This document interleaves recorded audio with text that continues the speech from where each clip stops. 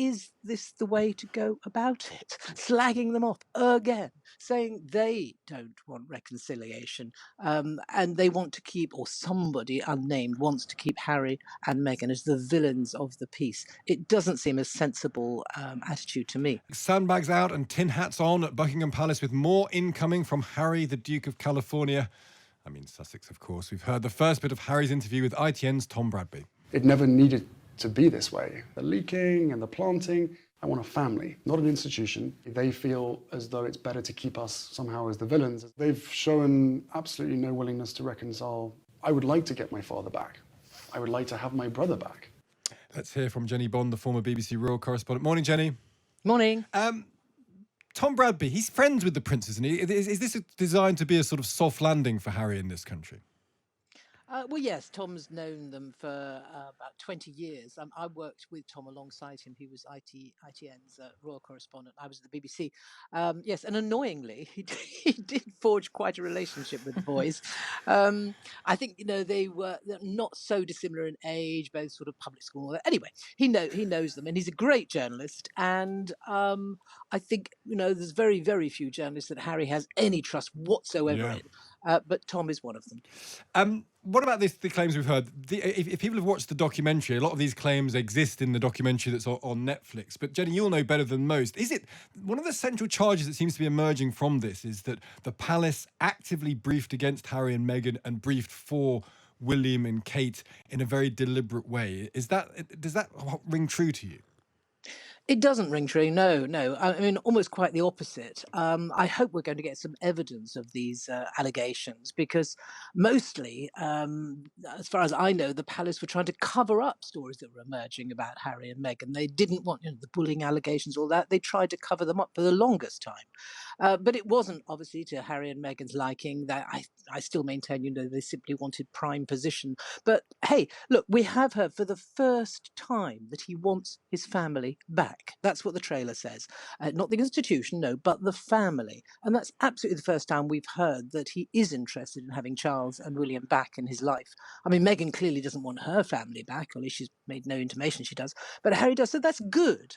But secondly, is this the way to go about it? Slagging them off again, saying they don't want reconciliation, and they want to keep, or somebody unnamed wants to keep Harry and Meghan as the villains of the piece. It doesn't seem a sensible attitude to me. And therefore, it's hard to take at face value, isn't it? Because if you wanted your brother and father back and they wanted you back, that would happen. If you go on a show that's... and they must know, presumably Harry knows, that this will go down like a cup of cold sick within the royal family. This book will, this interview and set of interviews will. He must know the impact it will have.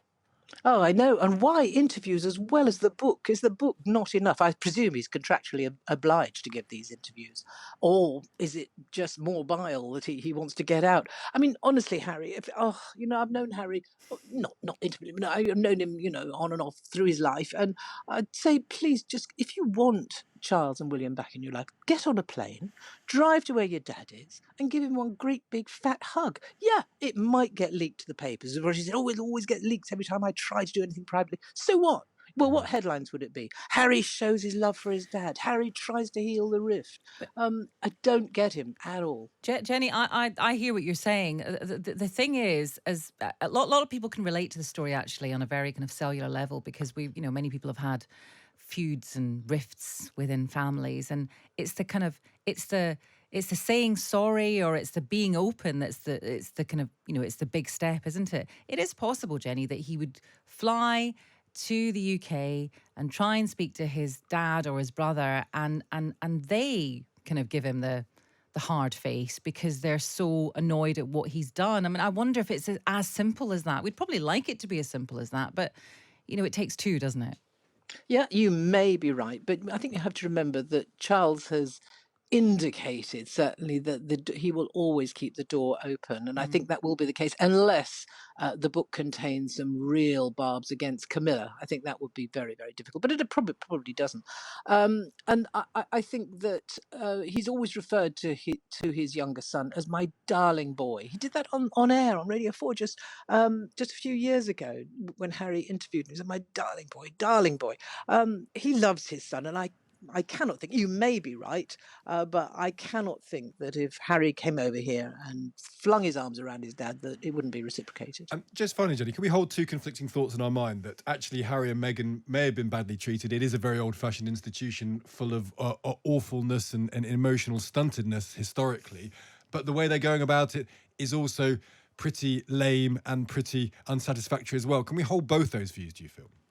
Yeah, I mean, I've always maintained that I think the palace could have shifted a bit more, and the Queen could have shifted a bit more on this idea of being partly in and partly out, having more private time, maybe in the States, and having some kind of royal role. I said that at the start. I couldn't see why that couldn't happen, but it was deemed to be so.